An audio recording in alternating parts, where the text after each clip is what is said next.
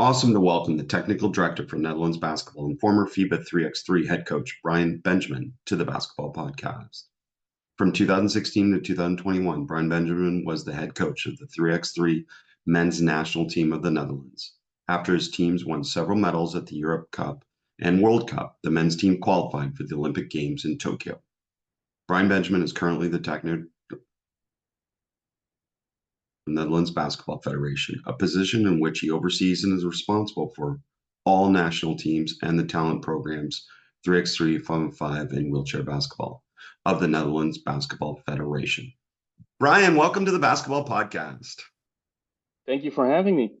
This is fun, and the Netherlands qualified for Tokyo Olympics, and certainly a lot of success in 3x3. And I think the most obvious question before we get into 3x3 and its benefits for coaches around the world is how does a country like Netherlands, which isn't known for their 5-on-5 as much, be so successful in 3x3? I think the main thing is focus, I would say. We started in 2016, and back then it wasn't even an Olympic sport yet, but we had the notion that it was going to be. So the federation asked me if I could develop a program that would give us a head start, that if it would become Olympic, and that probably would have a head start on all the other countries, and just hope that we would make it. But when you have a long-term vision, obviously it helped. Long-term vision. And talk to us a little bit just quickly about the difference between developing a 5-on-5 national team program and developing a 3x3. Are there benefits? Are there challenges? What's different about both those? I would say that one of the things with 3x3 national team is that, like a club team, at least we had, because that was part of the strategy, we had our players the whole year. So you can work on your team, you can play your tournament, and every time you can go back, analyze what went wrong, and adapt it to your daily practice situation. Whereas building a 5-on-5 national team, it's very difficult because basically you have two windows in November and in February, which you have your team for 10 days. And it's very difficult to raise the level of the team unless you have your players playing already the highest level. Let's say all of your players already play Champions League or EuroLeague.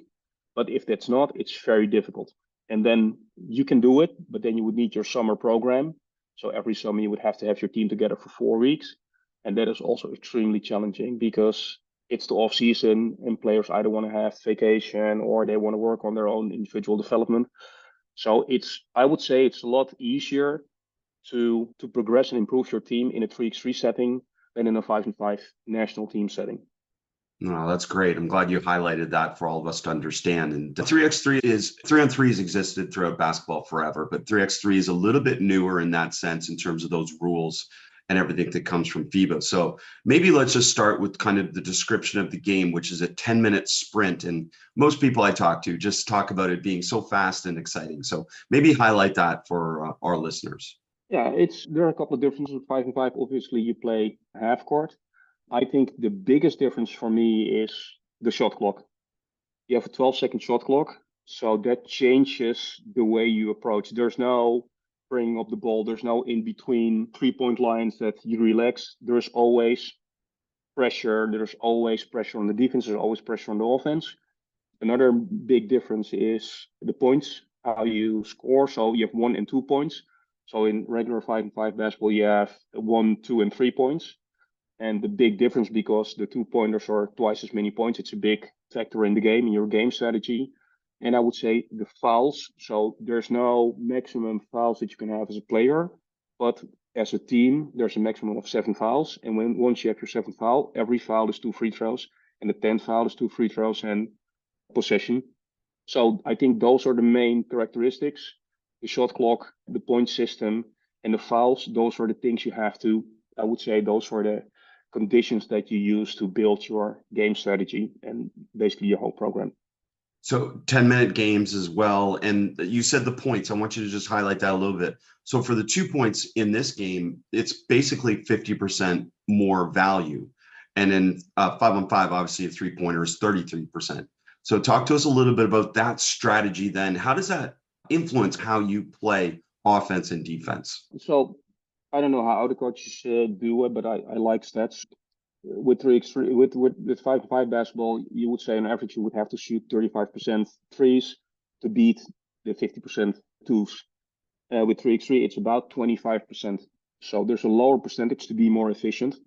If I look at that, a good spread of offense would be, let's say, half 40% to 50% of our shots should be 2-pointers, because it makes for an efficient shot mix on offense. Like in 5-on-5 basketball, going to the free throw line obviously is always the best, because you get whatever I would say a point per possession at least.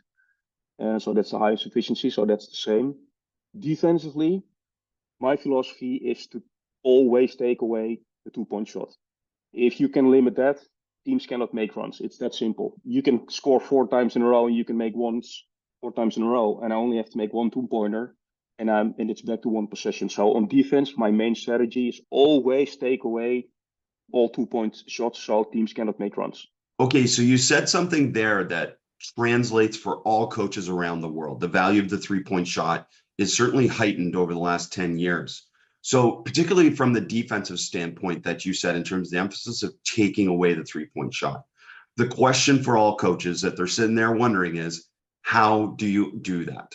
And does that help us in 5-on-5 as well understand some of these strategies to be able to take away the extra value of this 2-point shot?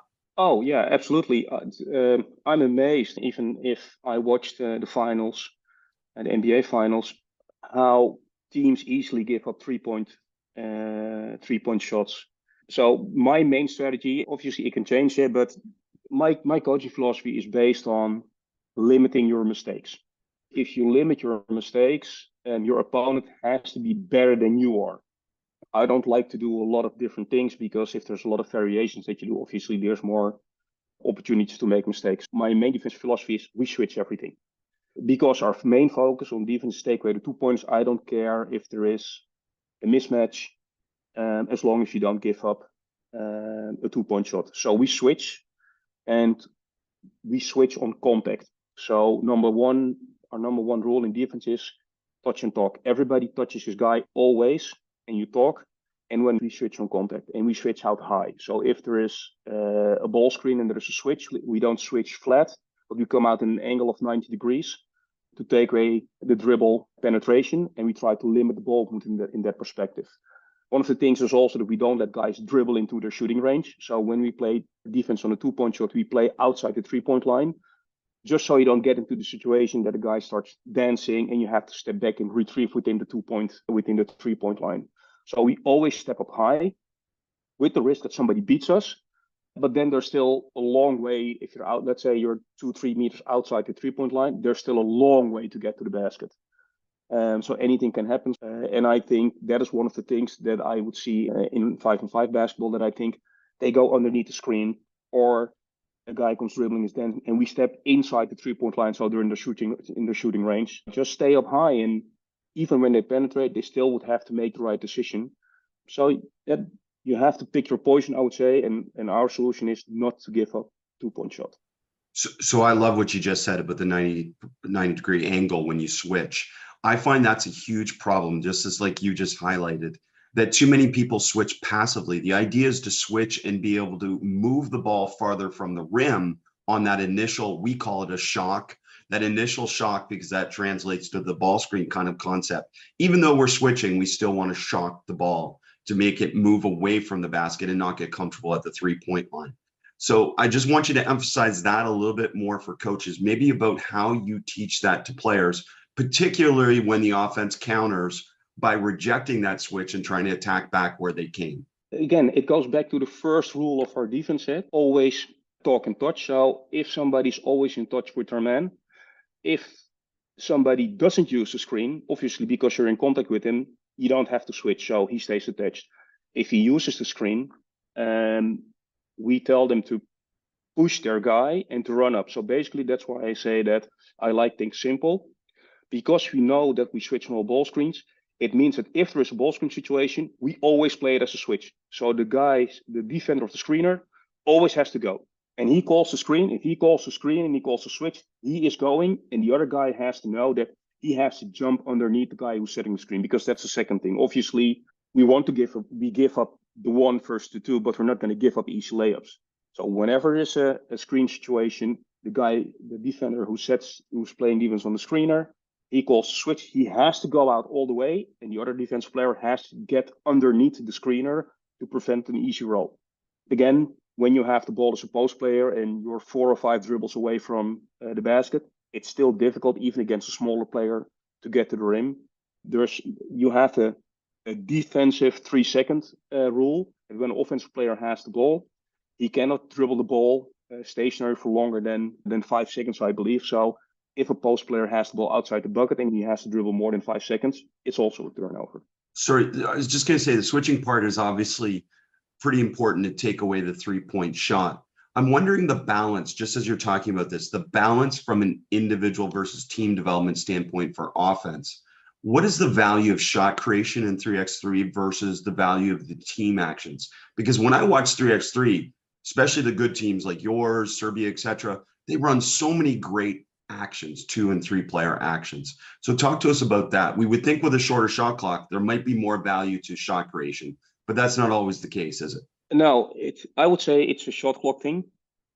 I think the misconception is when people talk about 3x3 that they think it's street ball and everybody's playing one-on-one. Obviously, that would be the worst kind of offense because it's very inefficient. We run a lot of off-ball actions, redirection, screens, rescreen situations, because when players are moving, it's just easier to play offense. It's the same as in 5-on-5 basketball. If somebody goes ISO all the time, it's very easy to play defense on. So that doesn't change. When shot creation is important is once you get, let's say, quarterfinal, semifinal level in a world tour, first of all, the defense is really good and all of the top teams know each other. So they know your actions. They really know how to play defense on it. And then when they stop your first and second action, then it comes to your ability to create shots. Then obviously you need it. But initially you want to run it. But at the end of the day, it's like in any other league, like an NBA or Euro League, your ability to make difficult shots, even in one-on-one situations, basically determines your ability to win close games. Because the defense is so good at that level that you need guys that are able to shoot a step back or finish contested shots. It doesn't change. It's great to Late know. game situations, high pressure situations, it's still the same. So with this expertise that you've developed in terms of understanding how to take away the 3-point shot by switching, I'm imagining another expertise that you would have to develop, particularly with your brand of basketball, is how to counter switches or how to attack mismatches. So what is common for you in terms of trying to attack some of these switches and the first one is obviously that you create a team that if a team is switching, you want to create a matchup that you want. And that goes back to having players that are really good in playing one-on-one. So we have Worked de Jong, which I think is one of the top one-on-one players in 3x3. So if teams switch against us, we make sure that the weakest defender gets switched onto him, and then we get isolation if we want. And obviously that raises our ability to get a high percentage shots in isolation. The other thing is that you run a lot of plays that puts the defense under pressure in the sense that they have to make a decision to either take away the shot or the roll or the slip towards the basket. Yeah, it's the regular counts. You have to fake screens, the pop outs, etc., to throw the defense off their rhythm. And then with that, in terms of attacking switches in particular, do you find more often than not you attack from the perimeter more than you attack from inside? And then the second part that goes with that maybe is we see that in the NBA playoffs a lot where teams are just hunting a certain matchup to be able to force a switch. So is that common as well? Oh yeah, that is common as well. As I said, if you have a really good one-on-one player, you would see that a lot. All of the top teams basically do that they put you in a switch situation. And a lot of times the screener is a good rebounder. So you have a double mismatch in that perspective, because even when you miss the shot, because it's so physical, you also have a rebound advantage underneath the basket. So most of the time when it's a big, small switch, you can even live with a bad shot because there's a big chance, about 50-50, that you also will get the offensive rebound. I have to be honest that we, at a certain point, because if all the teams know that you switch all the time, it's easy to prepare. So obviously we mix it up. So sometimes we fight over the top, or we do a late switch when we fight over the top. Because one of the things that also helps with taking away the 3-pointer is if you fight over the top, you force them into long twos or contested layups. but I prefer not to follow that strategy because you never know if somebody can fight over the screen. And that it doesn't give you the same certainty of taking away the two as when you switch. And it's the same, if it's a late game situation and you're up 3 with whatever 10 seconds to go, basically, I would always switch everything. And that's how we basically treat every possession. I think coaches listening are getting the idea that this is pretty exciting to learn from and to coach in a sense, because again, it's all problem solving, it's all figuring out things, and you remove those two players, it creates advantages and disadvantages, doesn't it? So in the 3-on-3 and the spacing that you have.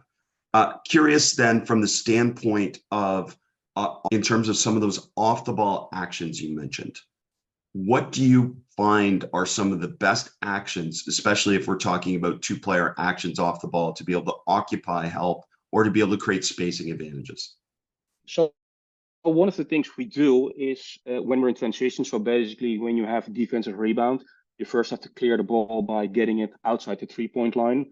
So it's either through a pass or to dribble. I prefer a dribble because it takes away all of the risks. Because if you pass, there's always, okay, I wanted to go left or I wanted to go right, and somebody throws the ball out of bounds. And that always happens in the worst kind of moments. So I always prefer that So when the you have defense a can rebound. steal the ball before you clear it? Yeah, they can. And a good defensive team will pressure you. So it takes 2 to 3 seconds off the shot clock. So you have less time to execute your offense. So in general, we would dribble it out to the weak side. And we would have one guy on the top and one guy at the wing. And basically we have rules because everything is so quick. We have rules for everything. So that means if the shooter is on top, it will be a flare screen. And he flares out, he gets the ball, and immediately there falls a ball screen. If the shooter is down low, it's a down screen, and he comes up, and then we go to a back screen. Those are the most used off-ball actions. And basically from a set situation, it can be almost everything. When the ball is on top, so when you start with a check ball situation, it can be a down screen for the wing to pop up, and then we follow the actions from there. Or it's like a horns set. You pass the ball to one elbow, and it's being followed by a back screen or a down screen. Those are the main actions we use. So maybe we got to go back to some of the basics there for coaches. Okay, so checking the ball, when does that actually happen? Because the traditional version that we think in America, they're checking so much, and that doesn't happen that much, really, does it? No, I would say on average, every team has 30 possessions. And I would say you would have about 10 to 12 check ball situations. So basically, anytime there's a foul or the ball goes out of bounds, you have a check ball situation on top. And the game is officiated, but it's not coached, right? In a live game, you can't actively coach. Is that correct? Is it like tennis coaches from the sidelines screaming things, but not coaching? Yeah, it's about the same. Yeah. I cannot say too much, but you cannot coach officially. Actually, specifically, the rule is that you can coach, but the players cannot visibly react to what you're saying. Yeah. But we use, for instance, codes, especially in defense situations. We call out red, and red means no twos and no fouls. Blue is everything is fine. We can take risk on defenses, etc. So be overly aggressive to take away the 2 points, and we can foul because we have fouls to give, so don't give up easy baskets. And it's something we try to create an overall awareness within the team of what we're doing. I don't know how many times you're watching a game and somebody forgets what the score is or the foul situation, and they make an incredibly stupid foul and send the team to the foul line, or take a 2 where you need a 3 and stuff like that. So we're very big on that everybody understands what our situation is and what is expected of everybody in that given situation. I love that. Efficient, effective communication and code. You gave some defensive examples. What might be an offensive example of something that you need to communicate quickly in code? We don't, for offense, actually, we don't have it. But what we do in offense is basically we have a lot of mini sets. So I explained about our transition. Obviously, when you have check ball, you can call a play, whatever, 25 high. But in transition, also because there can be a lot of pressure, there's a lot of noise. So we try to automate a lot of things we do. So depending on if you clear the ball to the middle or if you clear the ball to the left or right side and where the shooter is, it determines our action, so that if we cannot communicate, at least everybody knows what is being expected of him. And it helps to limit your mistakes. Again, I'm a big believer that on average, teams lose more games than that their opponent wins a game. To explain, I think it's less about making big and winning plays of winning a game than teams making mistakes and that being the reason of that they lose a game. So my whole coaching perspective is you limit your mistakes. So no turnovers, no poor offenses, no missed box outs, no unnecessary fouls, etc. Don't beat yourself. Love it. And you mentioned like one of your team goals was below 5 turnovers per game. Can you just put that in perspective for us relative to some of the goals for the game and relative to the number of possessions on average that you get per game? Yeah, so when you have about 30 possessions, so I work back to what is it that you want to score on average. What I do is I love data and stats. So my benchmark is what is the number one team in the world and what do they score on average.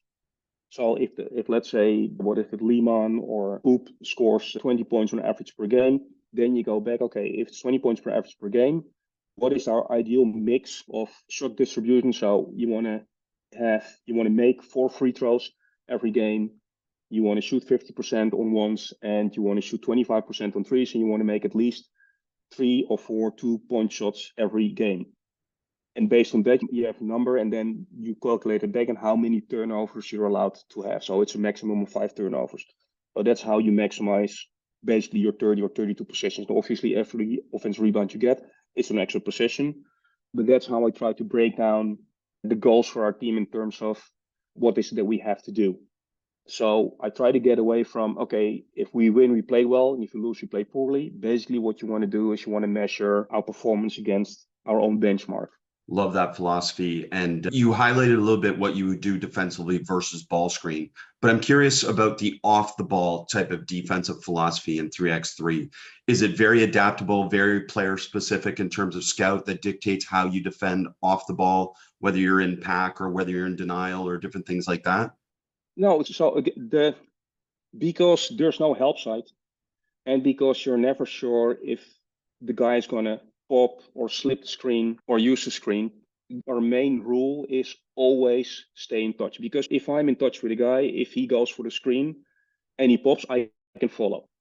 If he slips, I can stay with him. And if he actually sets the screen, I can rob off of him, because you want to be in touch when you switch. And I remember when I said when we switch out, it's a 90-degree angle. You're close enough to do that every time. So he cannot turn the corner. So when we talk about off the ball action, it is basically the same that we do it. When now we have a team with an average height, so everybody's is around 195, so about 6'5", 6'6". So basically it makes it easy to switch everything. But in the past we had a smaller point guard, and then we did things like a triple switch. He would set a screen and the weak side help would come over and he would pop out to the weak side if we would have the chance to do it. So we would use those kind of things. But now, because we have similar heights players on the floor, basically we don't have to do that. But the main rule, because it's always talk and touch and you have to be attached to your guy, it doesn't make a difference if it's off ball or on ball, because again, help side, it's non-existent. We don't. There are teams that are doing it, but the problem with help side is because you're not attached to your man, once you go and help, it's always an open 2-point shot because there's nobody to rotate off of the open guy. And the other thing is that if you're not attached to your guy, it's very difficult to rebound. That's also a main thing. We don't give up a lot of offensive rebounds, and it helps when you're attached to your guy to not do that. So I wanted you to go here because the no help concept really puts an emphasis on one defense, doesn't it? So I'm sure you have some insights about how to develop and teach this one-on-one defense, because I think all coaches in the world know that if you keep your defense out of rotation in 5-on-5, you're a better defensive team. 3x3, you've got to stay out of rotation because, as you said, you're in touch and you're trying to play this one-on-one defense. Yeah. First of all, I think that is the main benefit of 3x3 when you want to develop complete basketball players. My role in the federation is I'm the high performance sporting director. So I'm also responsible from our youth national teams from under 15 until the under 20 national teams. Our ideal picture is that any player we have basically is a player that can guard 1 to 4 positions and can switch out, can stop the penetration, can switch out and put pressure on somebody, even if it's only for 2 or 3 seconds until there's enough help in place. Our youth talent development program, we let all of our players also play 3x3 just for them to learn how to play defense because they're forced. It's not in 5-on-5 where you can switch out and then you can just guide somebody by icing into to a certain help defender. No, you actually have to stand your ground. So from a teaching perspective, it's great to teach guys how to play defense, but also how to be smart on defense. It's not only big that have to play defense on small, but also small players that have to learn to play defense in the post. Now, how do you catch a guy? How do you get him off balance by when he takes a second dribble to take a step back and pull the chair? How do you front the guy and make it difficult for him? So that's a teaching point. When we had the qualification tournament for Tokyo, we played France in the semifinal. So for us, that was, let's say, the pivotal game, because if you win your semifinal, you were qualified. And France basically did the same as us. They switched everything. But it's not just switching, it's all of the little things that you have to take into consideration. So if there's no ball pressure and you switch everything, obviously, if there's a pick and roll and there's no ball pressure, it's going to be an easy pass for everybody because there's no help. Switching everything on the off ball, if you're playing defense on the guy who has the ball, who is the passer, there has to be pressure on the ball because you make it difficult. So one of the main things that we do is throw the timing off of every action. So if somebody wants to go and set a screen, you bump him, so you take him out of his rhythm. You change the angles that they want to use. When somebody sets a ball screen, we follow him, and just before he sets a screen, we give him a little push to make sure that he ends up a little bit higher. So it's easier for the ball defender to jump underneath him, so he doesn't have an easy roll. And those little nuances make a big difference in terms of just switching, especially the switching on contact. If you switch early, like I would say, what in 5-on-5 is very common. My guys are going to go and set a screen. I know he's going to go and set a screen, and I expect the guy who's coming off the screen to come to me. So I just stop and I say switch, and I wait for him to come to me.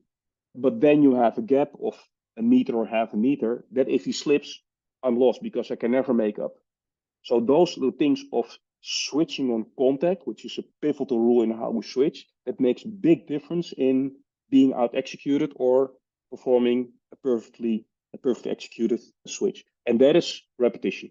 That is repeat over and over. So you mentioned the value of 3x3 in terms of player development, which I love. And this is one of the reasons that I wanted to have you on, is because it helps spread this message more, the value, because we play 3x3 in almost every player development session where we have 6 or more players because of the speed of it, because of the decision-making component, et cetera, all the value of small-sided games we know.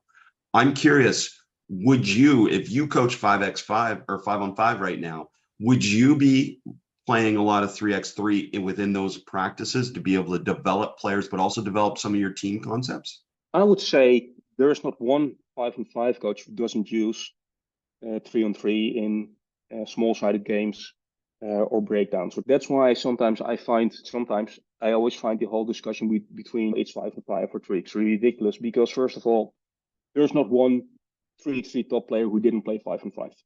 Nobody. Everybody played on a certain level and everybody started on 5-on-5. I think it's a ridiculous discussion. Why I think there should be more emphasis on 3x3. First of all, you can use any situation. You can use on ball, off ball, cutting, etc., because you can basically simulate any regular basketball situation in a 3x3 setting. Specifically in terms of using the 3x3 rules is every action matters because it's 12-second shot clock. It emphasis details are important. So if you miss one screen in 3x3 because of 12 seconds, basically you've lost an offense because the screen wasn't set in a proper angle. And again, this is another detail.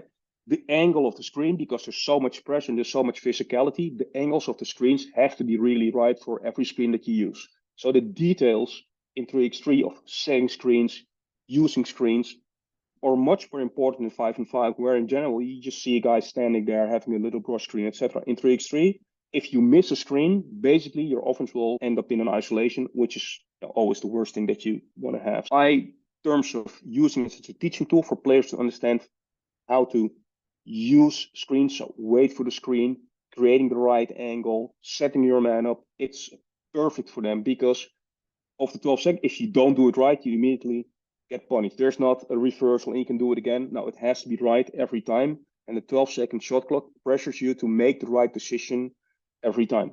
So take us in. I love that, by the way. Great answer in terms of the 5-on-5, 3-on-3 type of situation. But take us deeper in terms of how do you practice? What does a practice look like for just a 3x3 dedicated practice? In general, we start with 1-against-0 game shot. So we start close to the baskets, 1-against-0 actions. Then we go most of the time in 2-against-0 or 3-against-0 game concepts of screen and roll, screen and pop kind of shooting and layup actions. Then we go into game type shooting contests, so everybody's warm. Then we stretch. And in general, then we go to 2-on-2, first 2-on-2 breakdowns, and then 3-on-3 breakdowns. Most of the time, it's about screening situations. It's in defense that we work on. One of the concepts we do a lot is we use different shot clocks. In transitions, for instance, we don't use a 12-second shot clock, but we use 8 or 10, just for players to speed it up a little bit. On the defensive side, what we do a lot is we work on series of stops. We call it kills. So basically, you have to get 3 stops in a row, but they have to be perfect. So no missed defensive rebound, no fouls. But also, we go into extreme. If you give up an open 3-pointer, even if they miss it, it doesn't count as a stop. If you miss a switch or you don't call a switch, it doesn't count as a stop. So we try to be really repetitive in the main objectives that we think will make a difference in our game situation. So sometimes we play games that only 2-point shots. So the defense also knows that, but that's a game situation because sometimes they try to take it away, and then we have to be creative in still finding good open shots.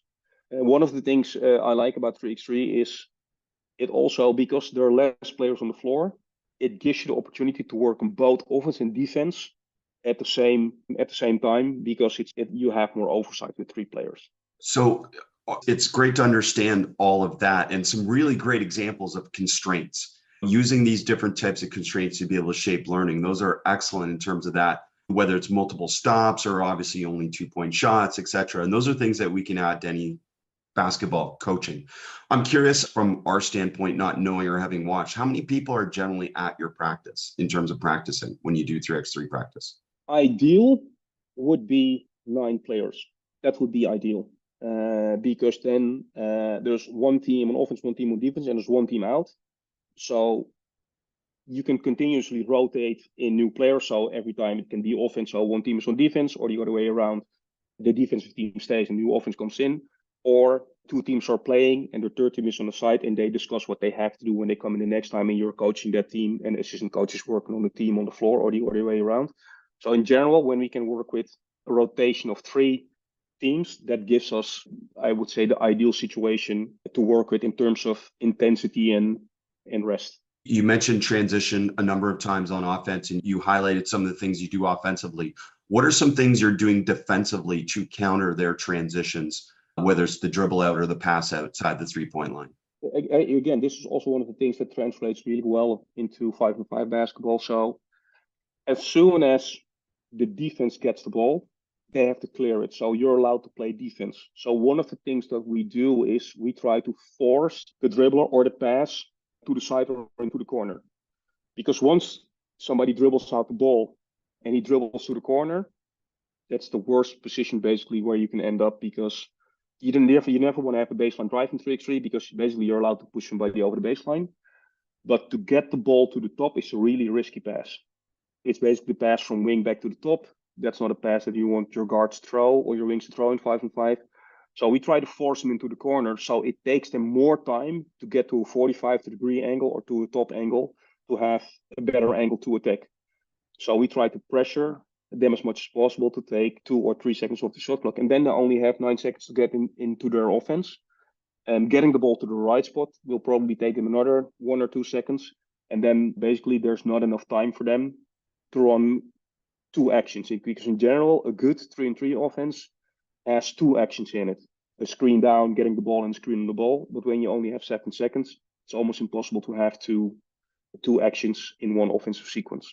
So we try to delay the advancement of the ball. And I would say basically it's the equivalent of picking somebody up full court and basically making it difficult for them to advance the ball. Again, it's something I see a lot, that I think, why would you just let somebody dribble up the ball? If you pick him up, at least has to think about it. And instead of thinking of what he wants to run, he has to think of protecting the ball. So for So us when they, sorry, in just our youth, clarify for us, when they get possession of the ball, is that when the shot clock starts? I'm imagining then in the overall, compared to 5-on-5, there's more end of clock situations, clearly, just because the shot clock's shorter. What is your yeah, preference offensively in terms of getting late clock? And maybe first define what is late clock? late clock for us, it's 5 seconds. And for me, we define it as 5 seconds on the shot clock. And if that's the case, our preference to always go to a ball screen situation.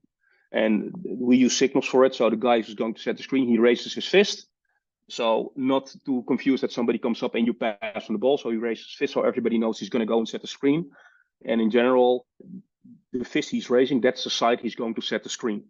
So the ball handler also knows that the screen is coming from that side and that he has to wait until the screen is there, because there's nothing more annoying than somebody setting a screen and he isn't there yet and you get a moving screen. I think that's the worst situation. We don't like to go to ISO because in general you always get a really poor shot. So 5 seconds, if we can get a screen on the ball, it puts more pressure on the defense than when we have an ISO, because there's a decision to be made. Do we switch? We don't switch. Somebody's rolling, so what is the we guard?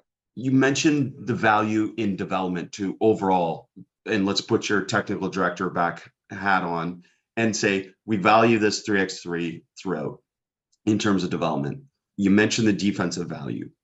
What is the main offensive takeaway from a development standpoint for your players in terms of playing a lot of 3x3 in their basketball development? Always being a threat. I would say, especially in the Dutch culture, but we had a tendency to catch the ball. And then when you catch the ball, then start thinking of what am I going to do? Because there's only 12-second shot clock. Basically, whenever you catch the ball, you catch it to shoot the ball. And if you don't shoot it, you catch to attack a closeout or to attack the screen. And that is something I think in our culture, but in general in basketball, that when you have the ball, you always have to be a threat. And I think that's the main advantage, because players are learning not to get the ball and then look for 2 or 3 passes or 5 passes and not being a threat. If everybody on the floor is a threat, your offense becomes much more efficient. If everybody can make a decision, I can shoot, I can drive, or can use the screen. So it also has to do with our culture, because we never emphasize individual skills development. So a lot of our offensive sets are based on 5 out and passing the ball in our youth development program. So what you got a lot of passive players. So as soon as they get the ball, coaches are yelling, pass the ball, you have to pass the ball and move. So they completely forget that the first thing you play basketball is because you want to score. That gives you that sensation of achievement, etc. So I think 3x3 helps us to refocus our players to what is really important in basketball. And it's when you have the ball, you have to have the ability to score. Catching the ball, be a threat. Love that. And to me, that connects, being in the youth basketball space quite a bit right now, that connects to retention in basketball as a sport as well. Because I can tell you, watching so many players that come to me for the first time and they've never been encouraged or empowered to play offense. All they are, like you said, is a passer. And that means they're less likely to develop. They're less likely to stay in the game. And we lose these players at a very young age because we emphasize these offensive systems which encourage the pass rather than be a basketball player. I coach a youth basketball team, and one of the things, because everybody plays 5 out because it is a system in youth, because there's no specific position that you play, and it is supposed to give you a right spacing. But the thing that really annoyed me is the guard dribbles up the floor, and the first thing he's doing is he's looking to pass the ball to somebody.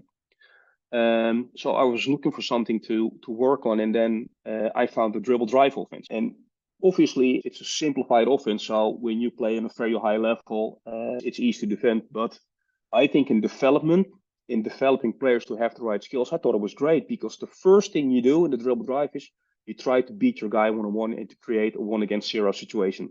So either they rotate or you have a layup or an open shot. And I think the same goes for 3x3. Obviously, we don't play a lot of 1-on-1, but ability to attack closeouts or to be a threat when you have the ball, I think that is the fundamental thing that you have to teach. You can teach everybody to pass the ball. It's the simplest action to pass the ball from the top to the wing or vice versa. So I think the first focus when we teach basketball should be on teaching players how to play 1-on-1, either shooting, using a screen, or attacking a closeout. All the other stuff, it's easy to learn, but it's so much more difficult to teach somebody to be aggressive with the ball and to make the right decision. Couldn't agree more. And curious, as you mentioned, one-on-one and the value of the one-on-one in terms of development. Can you give us some ideas of how you shape one-on-one within development sessions? About what type of constraints or what type of one-on-one versions are you playing to be able to help? Because I just know, and coaches, you can connect this. FIBA 3x3 and the rules are a great version of one-on-one as well. You just remove two players, you can play the exact same rules with the exact same shot clock and develop one-on-one skills. But what are some different ways that you play? I like closeouts. I like to do closeout drills where players have to read the action. I don't like to play because we have different situations. So the closeouts and for guys getting the ball out of the pass. What is important for us is that players learn to use their speed. So we do a lot of live dribble situations that the ball owner has to create his own space in a space constraint. So we put out two pillars on the side. They cannot go too far to the left or to the right. So they have to be efficient in how they attack the defense. So the main drills that we use are closeouts or live dribble situations to force the players to be creative in creating their own one-on-one space. And then we use constraints like, okay, when you shoot a three-pointer, you get 3 points. When you shoot a long two, it's 2. And if you go into the bucket and you score, it's 2 points again. So we use different point systems to reward the kind of shots that we want to have. Another thing we use a lot in 3x3 is finishing with contact. So we do a lot of drills with the defense being on the side of the offensive player, and the offensive player has to learn to initiate contact and not use speed, but use his body to control the defense to finish with contact. That's one of the main differences, I would say, with 5-on-5 drills. Get your ability to finish with contact, because there's much more contact allowed, especially when you dribble, to teach players how to do it. And again, obviously, that's also beneficial in 5-on-5 if you teach players how to initiate contact and control the defensive player with their body and use that to step through, to stop and fake, etc. Brian, this has been awesome. So many insights that we can apply to our coaching. And I guess the curiosity is FIBA 3x3 keeps growing. We talked about bigger countries getting involved and some of the traditional basketball countries getting more involved. How do the Netherlands keep competing? How do you stay relevant like you are, fifth in the Tokyo Olympics, qualified, all those different things? Yeah, glad you asked it. When we qualified for Tokyo, it's only because the bigger basketball countries are not taking it seriously. Watch until Paris starts, then all the big countries are going to step in, and then the Netherlands are going to fade away. And we didn't. And I think the main reason why is you have to continue to adapt and innovate. So when I started, we were known for a pick and roll team. We were really good at pick and roll. We were, I think, the best pick and roll team in 3x3, and we ran by far the most pick and rolls. Then we adapted and we became one of the most prolific 2-point shooting teams. And we've always been a really good defensive team. One of the main pillars of a program is our physical development program. One of the things is my team will never lose on conditioning. So we have a data-driven conditioning program. Basically, we use data to see what is the maximum output on any given top performance that we have. And we translate it back into our daily practice situation in terms of how long we have to go, how hard we have to go on our heart rate. And what we also do is we have, I think, a full professional weightlifting program. I think every player we have has put on anything between 3 to 4 kilos of weight on muscle mass, because one of the main things in 3x3 to be able to guard your man is you have to be physically strong. So all of the players go through to an extensive weightlifting program so they get stronger. So I think that was one of the things that helped us improve a lot. And if I look further ahead, I think the next step for us would be to be even more data driven. So now basically we use data for a physical program, but I think the next iteration of a program would be to also look at the performance. What is our screen rate? So how many screens do we set? What's the percentage of those screens that we actually executed? How many box outs did we miss? How many 2-point shots did we actually take away? Who is taking away the 2-point shots? Who is not staying attached to their man? So we can have a percentage on that, and that helps us to feed that back into our daily practice situation. So everything we do is basically even more data driven. Again, I don't like to look at our program in terms of when we win, we play well. If a team scores 17 points against us, then I want to go back and I want to see, okay, so if we had 25 situations that somebody had to be attached to their man, how often did we do it and basically who is the person who's missing an assignment, so we can take it back into the video room, show the player, and take it back on the floor. I think that's how we will make LA 2028, I would say. Netherlands basketball is not going anywhere. That's what we learned.